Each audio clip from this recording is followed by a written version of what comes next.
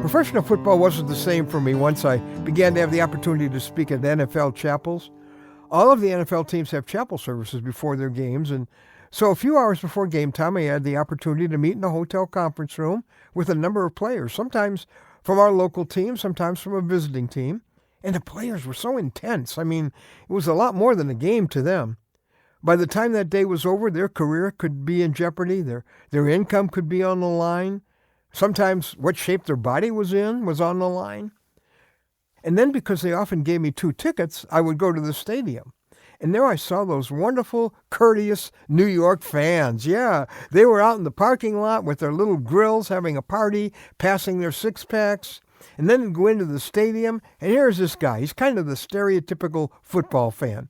He's got, a lot of six-packs he's been carrying around in his tummy, apparently, for a number of years, stuffed into some New York Giants or Jets shirt.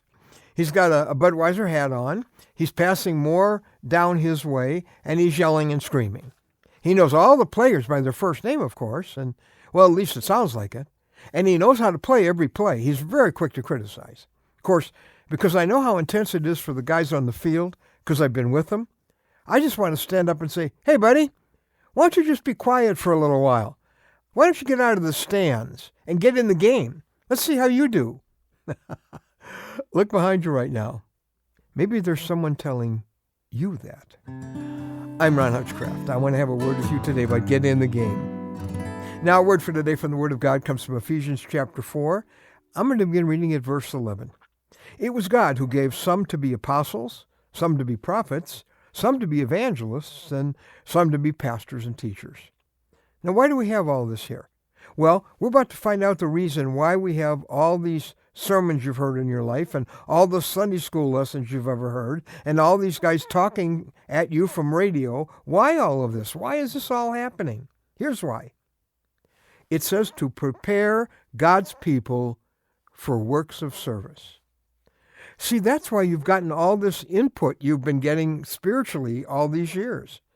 It isn't just so you can be smart about God. It's to get you ready to do something. It's for works of service. So many of us we're willing to go to the meetings. I'll put some money in the offering. Might do some low-risk jobs. But we're like that fan in the stands. We like watching, maybe criticizing. We don't mind kind of being on the fringes, and sometimes we can tell the players how to play better. Well, see, Jesus has enough fans. Yeah, he doesn't need any more fans. He needs players. And it could be very well that he's had you tune in today so you could hear these words coming from him, not from me. Jesus saying, get out of the stands and get in the game.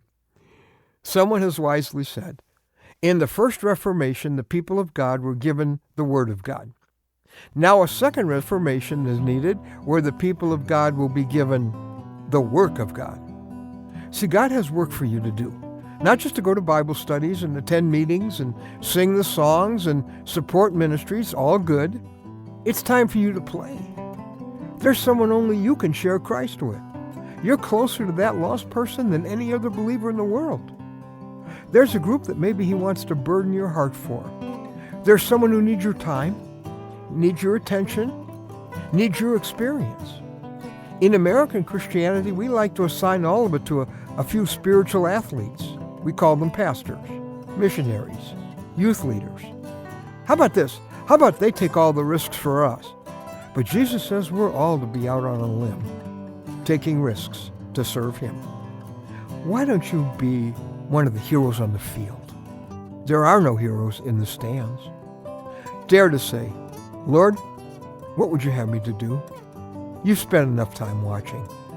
My friend, get out of the stands. Get in the game.